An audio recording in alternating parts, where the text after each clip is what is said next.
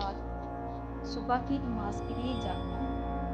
उसे या और मस्जिद जाने ही वाला था कि अचानक उसके कानों में एक सरगोशी, अभी तो वक्त है, थोड़ा सा और सो लो, बाद में पढ़ लेना। बिलाल ने सोचा, वाकई अभी वक्त बाकी है। वो वापस लेट गया और आँख झपकी तो सूरज निकल आया। उसकी नमाज कज़ा हो गई। ये पहला कदम था। शैतान ने उसे गुनाह पर मजबूर नहीं किया, बस एक नेक काम मौखर करवा दिया। कुछ दिन बाद बिलाल ने दिन में कुरान पढ़ने का इरादा किया। उसने किताब खोली ही थी कि दिल में ख्याल आया, अभी मसरूफ हो, शाम को सुकून से पढ़ लूँगी। बिलाल ने किताब बंद कर दी। शाम आई, दूसरे काम की और तिलावत फिर लगी। इसी तरह दिन गुजरते गए।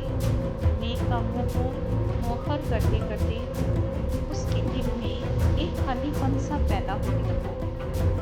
इबादत की मिठास कम होने लगी और दिल बोझल रहने लगा।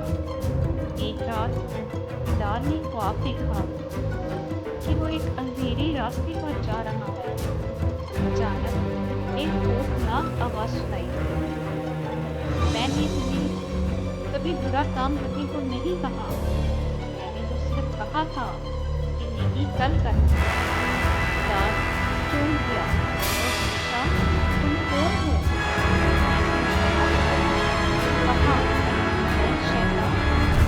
मेरी सबसे बड़ी चाल ये है कि इंसान को नेकी मुनकर करवाऊं ताकि वो कभी कर ही ना सके। बिलाल बड़बड़ा कर जाग उठा। उसकी आंखों से आंसू बह रहे थे। वो सजदे में गिर गया और अल्लाह से माफी मांगी। उसने अहद किया, अब वो कोई नेकी कल पर नहीं छोड़ेगा। सबक, शैतान की सबसे बड़ी चाल ये नहीं कि वो हमें बुरा काम करने पर मजबूर करे, बल्कि ये है कि वो हमें नेक काम की बात करने पर राजी कर दे। इसलिए जो नेकी आज हो सकती है उसे कल पर मत छोड़ें। आपको हमारी आज की वीडियो पसंद आई हो तो लाइक करें, सब्सक्राइब करें।